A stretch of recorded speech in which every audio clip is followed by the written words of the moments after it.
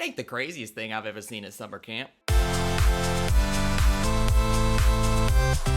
What is up, Flick fans, and welcome back to my channel. We have a brand new Netflix movie just dropped this morning, and that is Rim of the World, and today we are going to talk about it. I need you guys in the comments down below. Let me know, did you watch this movie? Did you enjoy it? And are you looking forward to this McG directed Netflix movie that I've not even seen a trailer for? We're going to get into all that. Let's talk about Rim of the World. So 4 misfit teenagers join forces to save the world when an alien invasion interrupts their summer camp. Now, like I said at the beginning, this director, his name is McG. If you don't know who McG is, he has directed movies like Terminator Salvation and This Means War. So I'm not the biggest fan of him as a director, albeit as a producer, he's pretty good. He's produced a lot of really good television and some solid movies, so he's a bit back and forth in terms of how much I enjoy him, but I do really like him as a person. I've seen many interviews with him, and he seems like a great guy, so I'm always rooting for him when he directs a movie, even though he doesn't always deliver. Now, he did direct The Babysitter that came out on Netflix a few years ago, and I actually thought that movie was okay for what it was going for, and I think he's kind of found his place on Netflix. Just hearing what he's been saying in his interviews, I like to make a lot of movies, a lot of content. Sometimes my movies work, sometimes they don't work, but I love pushing out different genres and different styles of films. And even though this movie isn't different, we've seen it before, it is a nice harken back to the movies that many people grew up with in the 80s and 90s, such as E.T. and coming-of-age stories that focus on the sci-fi genre, alien invasions, and kids exploring what it means to have to do this thing and accomplish this mission and find yourself in the process. So I like that he went in that direction. Now, when I read the summary, I just thought to myself, this is McG, this is a movie that probably isn't going to work. It's one that's going to have a really bad dialogue and give us performances that aren't up to par for a movie like this, because over the last few years, we have kind of been spoiled with coming-of-age movies. 8th Grade and Lady Bird, and just a few weeks ago, Booksmart. Those are all really smart coming-of-age comedies, and then you move into the sci-fi genre and you have Stranger Things. That's the one that everyone focuses on, but you also have a movie like It with a really good premise, but really good actors playing these characters, and I was very worried about this film in that regard. Could these performances handle and carry this movie, and was the premise going to be executed well, especially with a director like McG? And all of those fears that I had while I was watching the movie, I wasn't completely relieved, because I do have qualms and quarrels with this film, but for the intended audience, especially a movie on Netflix, I'm not going to grade and judge this film as harshly as I was going to, because honestly, guys, I thought this was going to be a really bad movie, and it wasn't a really bad movie, especially for who it's trying to appeal to, and that is kids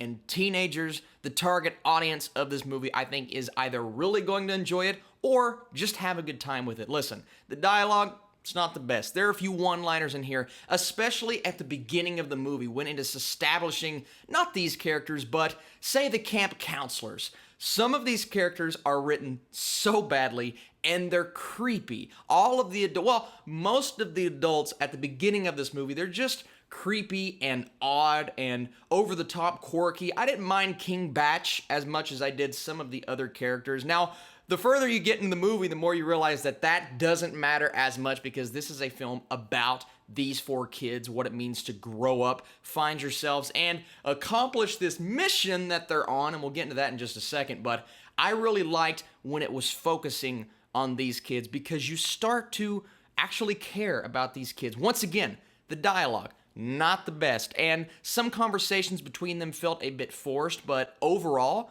I thought they were good. Now, a few of them did get a bit overwhelmingly annoying. Darius, every now and then, he has some lines. I'm just like, you cool it, man. You're a bit too over the top, especially with the pop culture references. I did like those for the most part, but every now and then, his dialogue and a few of the other characters' dialogues, it just didn't measure up to what I think it needed at that point in the story. But it's still a really fun adventure. Now, some things they just don't make sense. It's like, how are these kids surviving this when nobody else is surviving this? And how is this mission going to be physically accomplished? And they kind of skip over how they get from one situation to another situation without giving anything away. Certain things in this film, that doesn't make complete sense, and they do skip over, I think, very important elements of the plot. But young kids who are watching this, especially on Netflix, they're not wanting, and I'm not giving an excuse for why the plot didn't measure up to what it should have, but it still provides a fun adventure, and it provides pure entertainment. It reminded me of the joy that I got when I was growing up watching a movie like E.T. I'm not comparing this movie to E.T., even though they're both Amblin Entertainment. I'm just saying that level of joy that I got as a kid growing up with this, I can kind of see how a kid growing up with Rim of the World would get that same level of joy. And for that, I have to give it kudos and brownie points, because it's just a fun movie. It's entertaining. Even the CGI. Now, some of the CGI, it's not the best, especially at the beginning of the movie, but as you get into it and towards the end, it did get better, especially for a movie on Netflix. And it has this post-apocalyptic vibe going for it, and it does, in its own weird way, feel like Independence Day, and that makes it even more fun than I've already been establishing. And all of those things come together and combine to make a solid coming-of-age story, if you're looking for that. A really fun sci-fi-esque thriller in its own weird way. Now, the combination of appealing to kids and being really over the top with certain character deaths, not our main players, of course, just, you know, those side characters that come into movies like this and they're standing there, hey guys, what's happening? And then all of a sudden they get attacked from another angle. Yeah, that's in here. You know that's going to be in here, not a spoiler. That was a little violent, and that's going to give some kids nightmares, but I like how they're pushing the boundaries. It reminds me of the Goosebumps movie that came out a few years ago. Yes, it's a film for kids, absolutely, but it does give us a bit of this and a bit of that, and it's going to scare some kids, which I really like. I think that's nice as well. So, Rim of the World, overall, it's not a great movie. Looking at it from a script perspective and even a filmmaking perspective, it's okay with certain aspects, but appealing to the target audience and giving kids who are going to watch this movie a really fun time without being overwhelmingly dumb for the audience, especially after the first 25, 30 minutes, because that's the point when you really start to focus on these kids.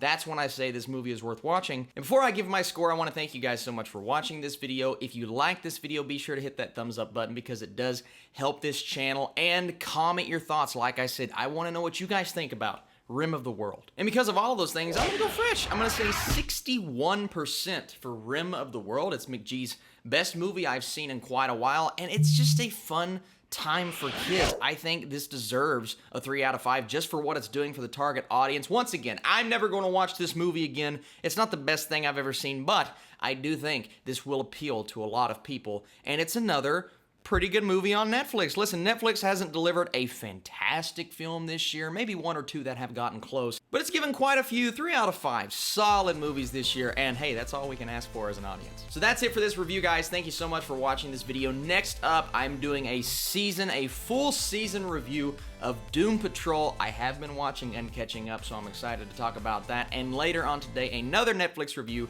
and then there are some series that drop this weekend. Those reviews are coming on this channel as well. Thank you so much for watching this video, and I'll see you guys in a few hours.